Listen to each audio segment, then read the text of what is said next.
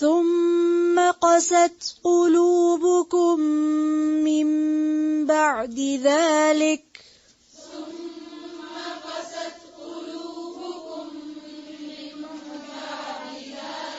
دیکھ کر پڑھیں اور ایک ایک حرف جو آپ کے منہ سے ادا ہو رہا ہے وہ شعوری طور پر ادا کریں.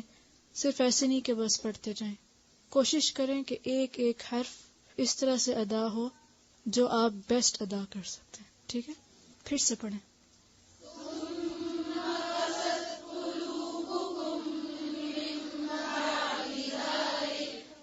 فَهِيَ كَالْحِجَارَةِ أَوْ أَشَدُّ قَسْوَةً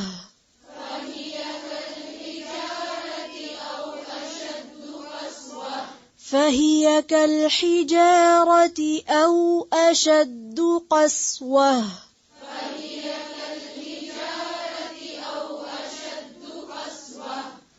وَإِنَّ مِنَ الْحِجَارَةِ لَمَا يَتَفَجَّرُ مِنْهُ الْأَنْهَارُ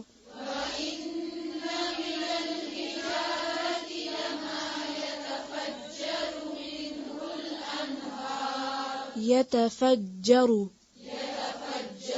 را پہ کیا ہے؟ لمبا کھینچیں گے؟ پھر نہیں کھینچیں. پھر سے پڑھیں. وَإِنَّ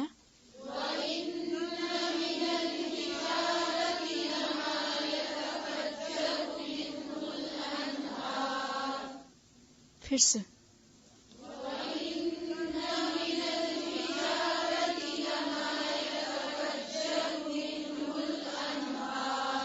لما يتفجر منه الأنهار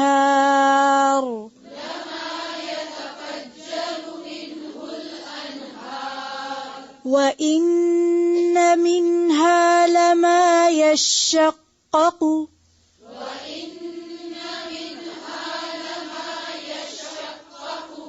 يشقق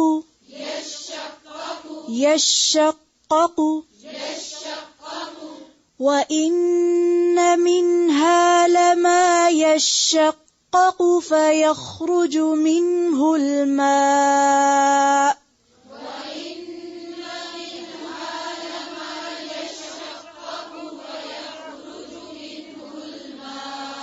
لَمَا يَشَّقَّقُ فَيَخْرُجُ.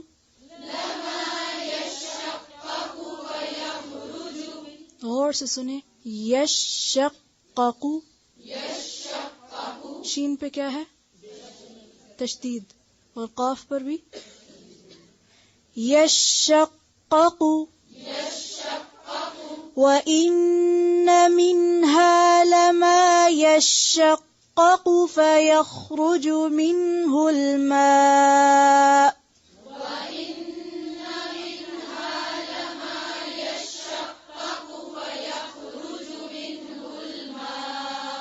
جی. اب یشقق دوسرا والا جو قاف ہے اس پہ پیش ہے تو اس کو یشقق لمبا نہیں کریں. پھر سے.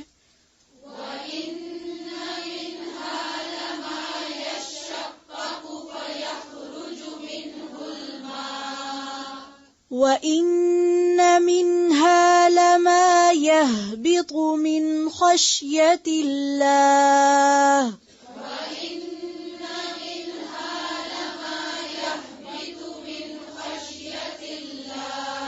پھر سے پڑھیں. زیر زبر کا خیال رکھیں.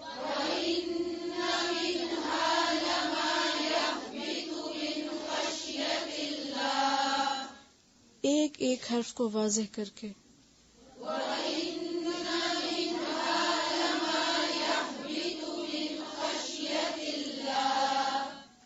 من خشیت اللہ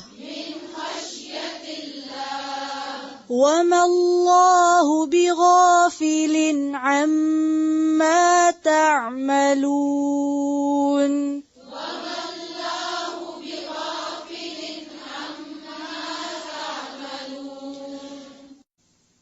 ثم پھر قصد سخت ہو گئے. قصد کا روٹ قاف سین واو. قسوہ سنگ دل ہونے کو کہتے ہیں، دل کی سختی کے لیے، رحم کے جذبات سے عاری ہونا، خشک ہونے کے لیے بھی. ثم قست قلوبکم، قلوب قلب کی جمع یعنی تمہارے دل. کس کی طرف اشارہ؟ تمہارے سے مراد کون ہے یہاں؟ بنی اسرائیل. شابش. من بعد ذالک، اس کے بعد. کس کے بعد؟ اس میں کس کی طرف اشارہ ہے؟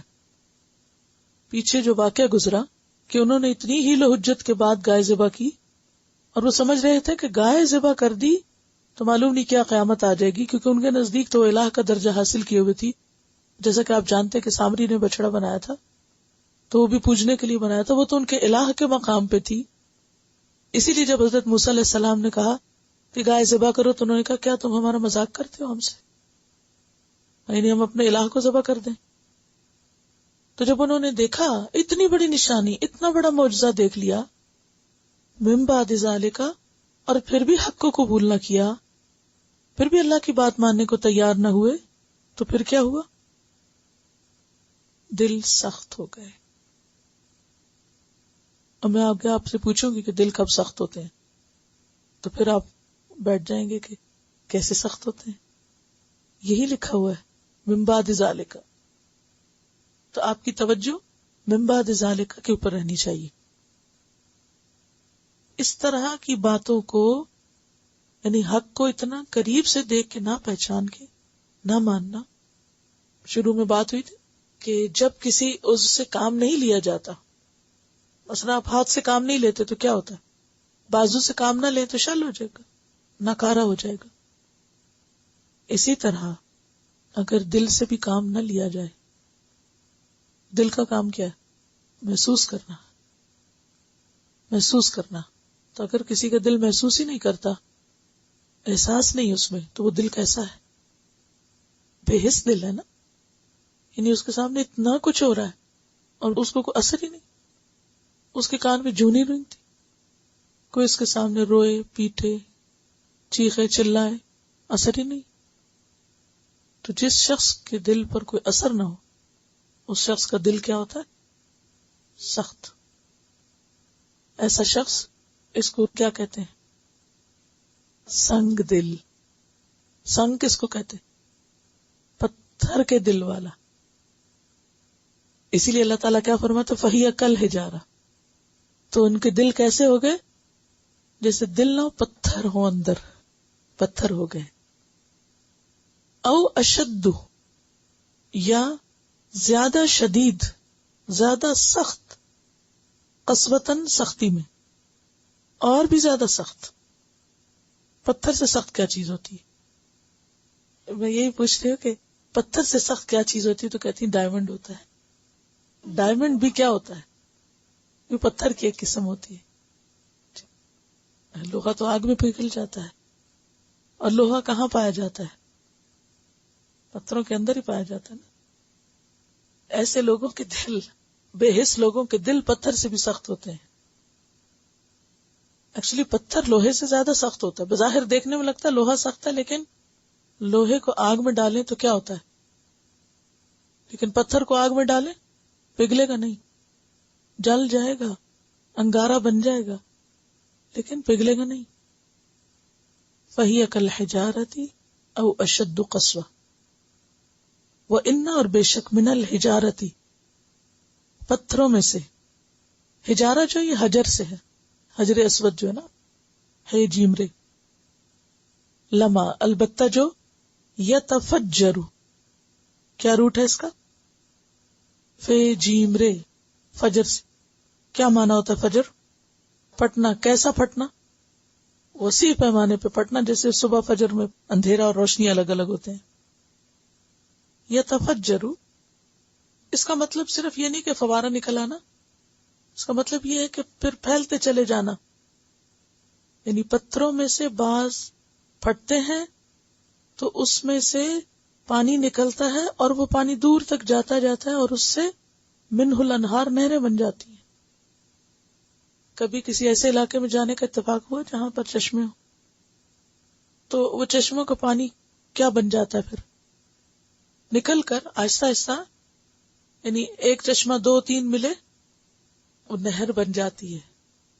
اگر پاکستان کے ناردرن ایریا میں کبھی جانے کا اتفاق ہو تو آپ دیکھیں کہ باقاعدہ دریا بہتے ہیں، جو پہاڑی علاقوں میں دریا بہتے ہیں ان کا پانی کہاں سے آتا ہے؟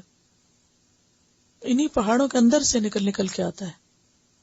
تو لما یتفجر منہ الانہار، اس سے نہریں پھوٹ نکلتی ہیں. یعنی اس پانی کا سورس کیا ہوتا ہے؟ پتھر. وَإِنَّ مِنْهَا، اور بے شک اس میں سے، یعنی ان پتھروں میں سے، لما یشقق، جو شک ہو جاتے ہیں. شک کس کو کہتے ہیں؟ کریک ہونا، یعنی ٹوٹ جاتے ہیں.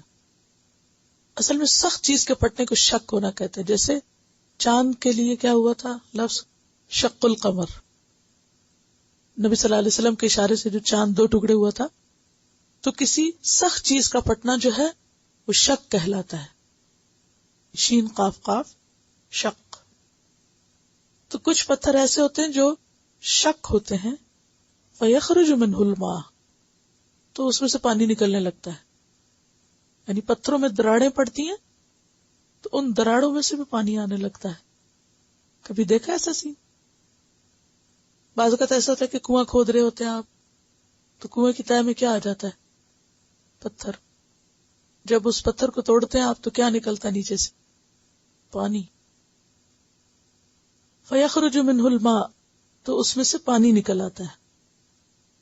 وَإِنَّ مِنْهَا، اور بے شک اس میں سے، یعنی ان میں سے، لما يَهْبِطُ، البتہ گر پڑتے ہیں، اوپر سے نیچے آنا، من خشیت اللہ، اللہ کی خشیت سے. خشیت کا روٹ خیشین یہ ہے، خوف، ڈر، ہیبت. اس خوف کو کہتے ہیں جس میں تعظیم شامل ہو. کس کو کہتے ہیں؟ ایک تو خوف ہوتا ہے نا، اور ایک خشیت ہوتی ہے. خشیت بھی خوف ہوتا ہے، تو پھر فرق کیا ہے؟ بیسیکلی خشیت کسی کی بڑائی کے سامنے جو جھکنے والا ڈر ہے نا، وہ ہے جس میں تعظیم شامل ہو. تعظیم کس کو کہتے ہیں؟ کسی کی بڑائی کے آگے ڈرنا جو ہے نا وہ خشیت ہوتا ہے، خشیت الہی. اسی لیے اللہ کے خوف کے لیے یہ لفظ استعمال ہوتا ہے، خشیت. جو محبت والا ڈر ہے نا وہ تقوی ہوتا ہے. وَمَا اللَّهُ، اور نہیں اللہ، بغافل، غافل. غافل کا روٹ کیا؟ غین فے لام، یعنی بے خبر، لا علم. اللہ لا علم نہیں، اما اس سے جو تعملون، تم عمل کرتے ہو. کیا روٹ ہوگا تعملون کا؟ عین میم لام. ثم قست قلوبکم، پھر تمہارے دل سخت ہو گئے. یہی وہ کیفیت ہے جس کا ذکر پیچھے اللہ تعالیٰ نے فرمایا ختم اللہ علی قلوبہم، اللہ نے ان کے دلوں پہ مہر لگا دی. اب آپ کو وہ آیت بھی زیادہ اچھی طرح سمجھ میں آئے گی، ختم اللہ علی قلوبہم. کیوں؟ اس لیے کہ جن کے دل سخت ہو جاتے ہیں، جب ان کے اندر کچھ بھی جذب کرنے کی صلاحیت نہیں رہتی، جب ان کے اندر سے کوئی خیر نہیں پھوٹتی، جب ان کے اندر کوئی نرمی باقی نہیں رہتی، تو پھر اللہ تعالیٰ بھی ان سے بات کو سمجھنے کی صلاحیت چھین لیتے ہیں. پھر وہ لوگ ایمان نہیں لاتے. یہی وجہ تھی کہ یہود ایمان نہیں لائے تھے حضور صلی اللہ علیہ وسلم پر، انہوں نے کفر کیا تھا. ختم اللہ علی قلوبہم کو سمجھنے کے لیے اس آیت کو ذہن میں ضرور رکھیے، کیونکہ وہاں آپ کے دل میں آیا تھا نا کہ جب اللہ ہی نے مہر لگا دی تو پھر ان بیچاروں کا کیا قصور. لیکن یہاں سے کیا پتہ چلتا ہے کہ جب انہوں نے حجت بازی کی، ہیلا سازی کی، ٹال مٹول کی، بات ماننا ہی نہیں چاہی، تو ان کے دل پھر کیا ہوئے؟ سخت ہو گئے. جب دل سخت ہوئے تو پھر ہدایت ان کے اندر نہیں جاتی تھی اور نہ ہی ان سے کوئی خیر کی بات نکلتی تھی. نتیجہ کیا نکلا؟ حضور صلی اللہ علیہ وسلم کا انکار، کفر. اچھا، پھر اللہ تعالیٰ یہاں پر پتھروں کی کچھ خصوصیات بتاتے ہیں. عام طور پر ہمارا خیال یہ ہے کہ پتھروں کے اندر شاید کسی بھی قسم کا احساس موجود نہیں، پتھر کو ایک بے حس چیز سمجھتے ہیں، جبکہ قرآن پاک کی کچھ آیات سے ہمیں یہ پتہ چلتا ہے کہ پتھروں کے اندر بھی ایک خاص قسم کا شعور موجود ہے. مثلا قرآن پاک کی ایک آیت ہے وَإِن مِّن شَيْءٍ إِلَّا يُسَبِّحُ بِحَمْدِهِ وَلَٰكِن لَّا تَفْقَهُونَ تَسْبِيحَهُمْ، کہ کوئی چیز ایسی نہیں جو اللہ کی تسبیح نہ کر رہی ہو لیکن تم ان کی تسبیح کو سمجھتے نہیں. اچھا، پتھر کس سے بنتا ہے؟ ذرے سے. ذرات مل کے پتھر بناتے ہیں نا. ایک ذرہ جو ہوتا ہے اس کی سب سے چھوٹی فارم کو کیا کہتے ہیں؟ ایٹم کہتے ہیں. کیا ایٹم ایک حرکت کرنے والی چیز ہے؟ ایٹم میں حرکت ہے نا. ایٹم میں کیا کچھ ہے؟ الیکٹران ہے، پروٹون ہے، تو ان میں ایک خاص قسم کی حرکت موجود ہے. وہ بظاہر دیکھنے میں تو سالڈ نظر آتے ہیں لیکن ان کے اندر حرکت ہے، گھوم رہے ہیں وہ الیکٹرانز. اسی گھومنے کے لیے لفظ تسبیح آتا ہے. وَإِن مِّن شَيْءٍ إِلَّا يُسَبِّحُ بِحَمْدِهِ، تو وہ گھوم بھی رہے ہیں اور ساتھ اللہ کی تسبیح بھی بیان کر رہے ہیں. اس کے بارے میں ایک حدیث میں بھی آتا ہے کہ ایک مرتبہ اللہ کے رسول صلی اللہ علیہ وسلم نے اپنی مٹھی میں کچھ کنکریاں لی اور صحابہ کرام کو ان کی تسبیح سنوائی جو ایک بنبناہٹ کی طرح تھی. کتنی بھی خاموشی میں آپ چلے جائیں کوئی ساؤنڈ سنائی دیتی ہے آپ کو؟ ہوتی ہے نا. کہیں بھی چلے جائیں بالکل ساؤنڈ پروف جگہ پر آپ چلے جائیں تو وہاں بھی آپ کو ایک ساؤنڈ سنائی دے. تو پھر وہ کس چیز کی ساؤنڈ ہوتی؟ بہرحال فضا کے اندر، کائنات کے اندر ساؤنڈ بھی سنائی دیتی ہے انتہائی خاموشی میں بھی. ہم ان چیزوں کی حقیقت کو نہیں جانتے، ہم محسوس کرتے ہیں مگر ہمیں نہیں معلوم کہ یہ سب ہو کیا رہا ہے. مگر اللہ تعالیٰ کیا فرماتے ہیں؟ ہر چیز اس کی تسبیح کر رہی. ہو سکتا ہے جہری طور پر نہ بھی ہو تو سری طور پر. سائنٹیفک ریسرچ سے بھی یہ بات پتہ چلتی ہے کہ پتھروں کے اندر بھی کیا ہے؟ اسٹیشنری موومنٹ ہے، یعنی ادھر ادھر نہیں جاتے لیکن اپنی ہی جگہ پر ایک حرکت موجود ہے. ایک اور روایت میں آتا ہے کہ نبی صلی اللہ علیہ وسلم ایک مرتبہ ایک پہاڑ پر تھے، سبیر نام کے. اس نے آپ کو کہا کہ مجھ پر سے اتر جاؤ، مجھے ڈر ہے کہ میری پیٹھ پر یہ آپ کو قتل نہ کر دیں تو اللہ تعالیٰ مجھے عذاب نہ دے. اور پیچھے آپ نے پڑھا تھا نا کہ پتھر بھی جلیں گے انسان کے ساتھ. پھر اسی طرح ہم دیکھتے ہیں کہ آپ صلی اللہ علیہ وسلم نے یہ بھی فرمایا جو شخص حق کے ساتھ حجر اسود کو بوسہ دے گا قیامت کے دن حجر اسود اس کے ایمان کی گواہی دے گا. ایک اور روایت میں آتا ہے کہ حجر اسود کو قیامت کے دن 2 آنکھیں ملیں گی اور وہ ہر اس شخص کو پہچان لے گا جس نے اس کو حق کے ساتھ بوسہ دیا ہوگا اور وہ اس کے حق میں گواہی دے گا. پھر اسی طرح ہم دیکھتے ہیں کہ کچھ اور چیزوں کے اندر بھی احساسات ہوتے ہیں. مثلا آپ صلی اللہ علیہ وسلم جب مدینہ میں تشریف لے گئے تو مسجد نبوی میں اس وقت ممبر نہیں تھا، کروسٹرم نہیں تھا جس پر آپ خطبہ دیتے، تو درخت کے تنے کو کاٹ کر بطور ممبر یوز کیا جاتا تھا.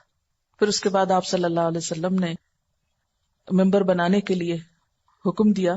تو آپ کو معلوم ہے یہ سعادت کس کے ہاتھ میں آئی تھی؟ ایک خاتون نے آگے بڑھ کر آپ کے حکم کی تعمیل کی اور اپنے بیٹے کو جنگل میں بھیجا کہ جاؤ لکڑی کاٹو اور نبی صلی اللہ علیہ وسلم کے لیے ممبر تیار کرو. بہرحال جب وہ ممبر بن کر آیا اور آپ صلی اللہ علیہ وسلم نے اس درخت کے تنے کو چھوڑ دیا تو اس تنے سے آوازیں نکلنے لگی اور وہ رو رہا تھا اور ہچکیاں لے رہا تھا. حدیث کی کتاب میں آتا ہے یا انو انینن، آہیں بھر رہا تھا کہ اب اللہ کے رسول صلی اللہ علیہ وسلم میرے پاس کھڑے ہو کر اللہ کا کلام نہیں پڑھیں گے، اس ممبر کے پاس جا رہے ہیں. تو وہ جگہیں جن پر بیٹھ کر، جہاں پر رہ کر ہم اللہ کی عبادت کرتے ہیں، جہاں اللہ کا ذکر بلند ہوتا ہے، جس زمین پر سجدے ہوتے ہیں، یہ ساری چیزیں قیامت کے دن ہمارے حق میں یا خلاف گواہی دیں گی.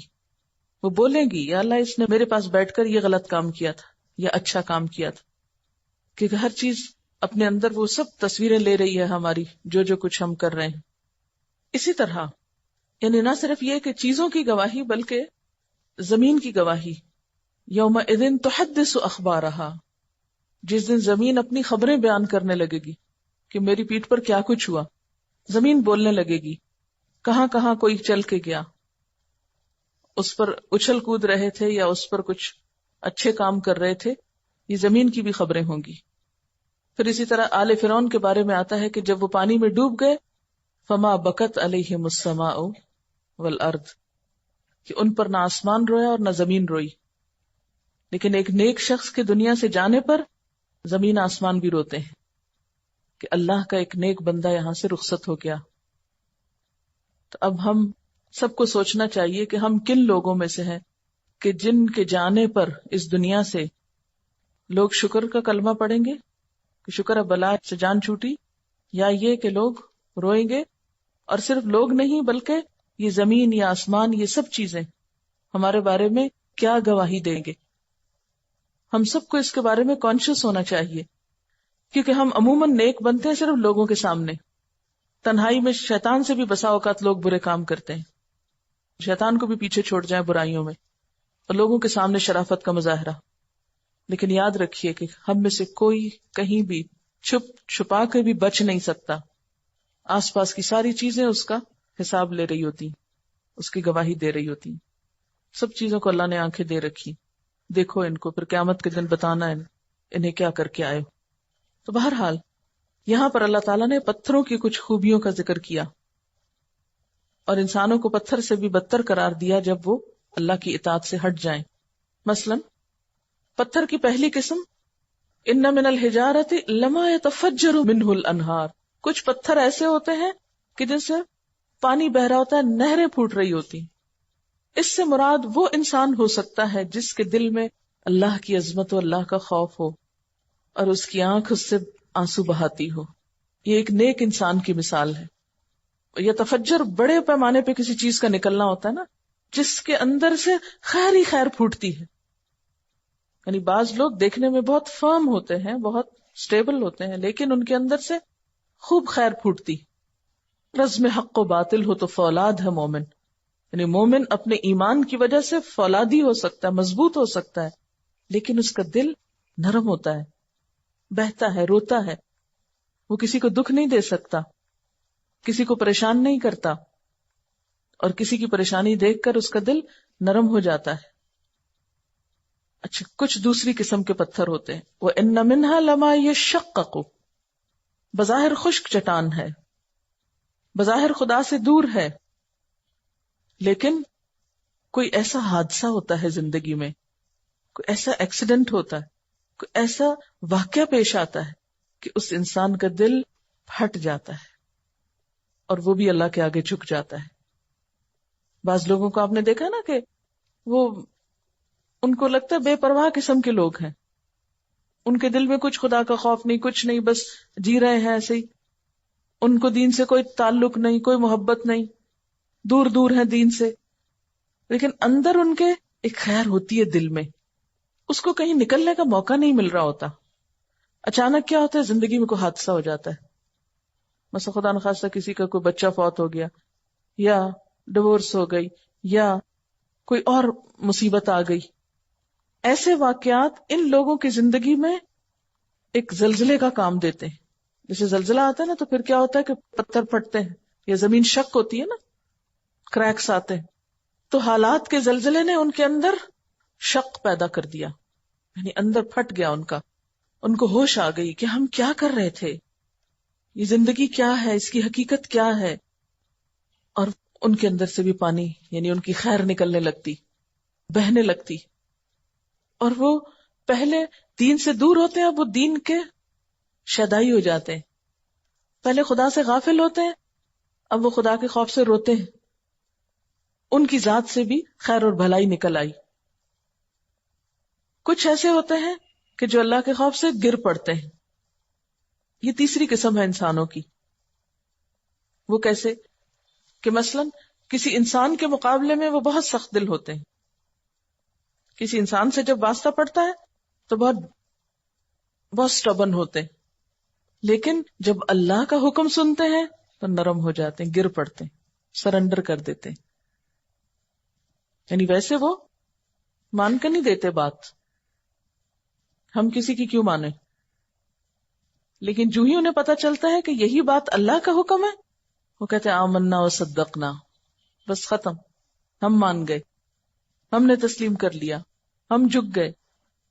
جیسے پتھر اللہ کے خوف سے، یعنی لینڈ سلائیڈنگ کی کئی وجوہات ہو سکتی ہیں، لیکن یہاں ایک وجہ یہ بتائی گئی ہے کہ بعض پتھروں کے اندر جب اپنے خالق کا احساس ہوتا ہے تو گر پڑتے ہیں نیچے.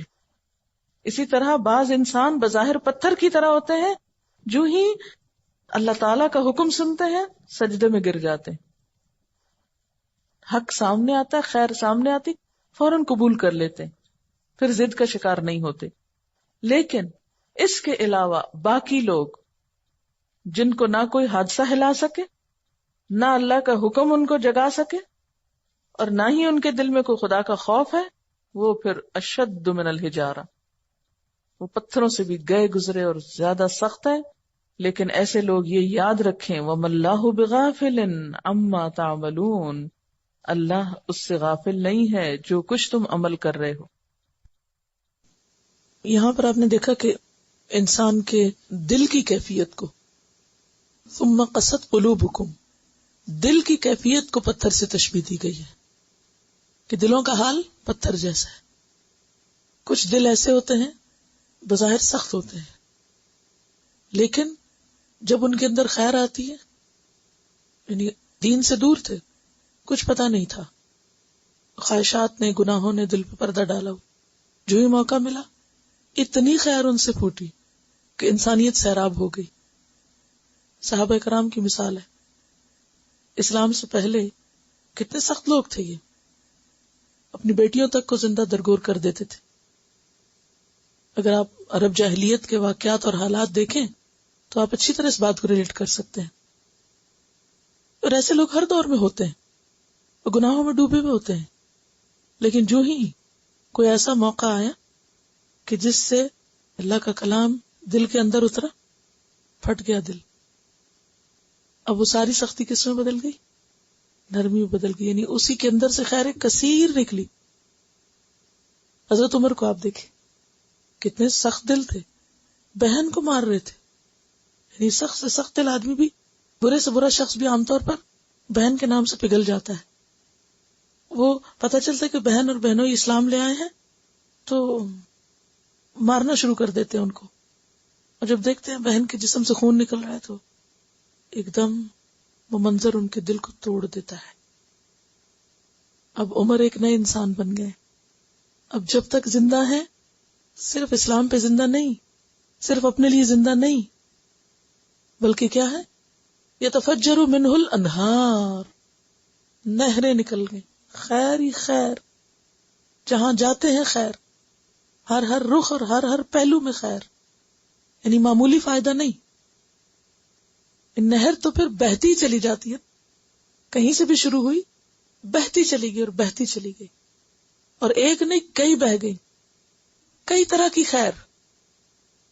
یہ جو پہلی قسم کے لوگ ہوتے ہیں نا، یہ بظاہر سخت نظر آتے ہیں، لیکن وہ خیر میں استقامت والی سختی ہوتی ہے ان کی. دیکھیں نا، اگر آپ بااصول انسان ہیں، فارم فوٹڈ ہیں، تبھی اچھا کام کر سکتے ہیں نا. اور اگر آپ ڈھیلے ڈھالے انسان ہیں، ادھر سے کوئی مشکل آئی یا ادھر سے کوئی بات ہوئی، آپ لڑک گئے ادھر ہی. تو بعض چیزوں میں سخت ہونا یا مضبوط ہونا، یعنی سختی یہاں کس معنی میں؟ مضبوطی کے معنوں میں، ایمان میں مضبوطی. لیکن وہ مضبوطی فائدہ مند ہے. اس سے فائدہ کیا ہوتا ہے؟ یعنی جب ایک انسان نیکی پہ جم جاتا ہے، استقامت اختیار کرتا ہے، تو پھر اس کے اندر سے خیر نکلنا شروع ہوتی ہے. دوسری قسم کے لوگ بظاہر خشک چٹان ہیں، جسے کہتے ہیں نا کہ ووڈن فیس، یا بس اسٹریٹ قسم کے، ایکسپریشن لیس، کوئی زندگی میں مقصد ہی نہیں، بس ٹھیک ہے اپنی خواہشات میں، اپنی من موجی میں جی رہے ہیں، پرواہ نہیں، غفلت میں پڑے ہوئے ہیں. لیکن جو ہی کوئی زندگی میں حادثہ آیا، اس نے ان کی انا کو توڑ دیا، ان کے اندر ایک کریک آ گیا. اب جو ہی کریک آیا تو اس سے کیا ہوا، جو وہ اندر چھپی ہوئی خیر تھی نا، وہ باہر آ گئی. یعنی بظاہر پہاڑ کے پاس جائیں یا پتھر کے پاس جائیں تو ایسا لگتا ہے جیسے بس یہ بیرن سی ایک چیز ہے اور اس کے اندر کچھ نہیں، حالانکہ پہاڑوں کے اندر، پتھروں کے اندر کیا کچھ چھپا ہوا ہوتا ہے. لیکن پتھروں کی خیر کب باہر آتی ہے؟ جب توڑا جاتا ہے، یا وہ پھٹتے ہیں، یا وہ شک ہوتے ہیں، کریک ہوتے ہیں، اس کے بغیر خیر نہیں آتی. تو انسان کو بھی خیر والا بننے کے لیے کیا چاہیے ہوتا ہے؟ اندر باہر آ جائے. کیونکہ ایک انسان فطرت پہ پیدا ہوتا ہے نا، پھر اس کا ماحول اس کو کیا بنا دیتا ہے، اس میں پردے پڑتے چلے جاتے ہیں، کوئی جہالت کے، غفلت کے، گناہوں کے، خواہشات کے، شکوک و شبہات کے، بہت ساری چیزیں دل کو متاثر کرتی جاتی ہیں.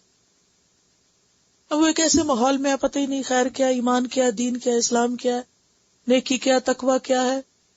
اللہ کی محبت کیا کچھ پتہ نہیں. وہ کوئی اندر چھپی ہوئی ہے چیز، لیکن ماحول ساتھ نہیں دے رہا، موقع نہیں مل رہا. آپ سب اگر اپنے بارے میں بھی غور کریں تو آپ نے محسوس کیا ہو کہ وہ اندر ایک پیاس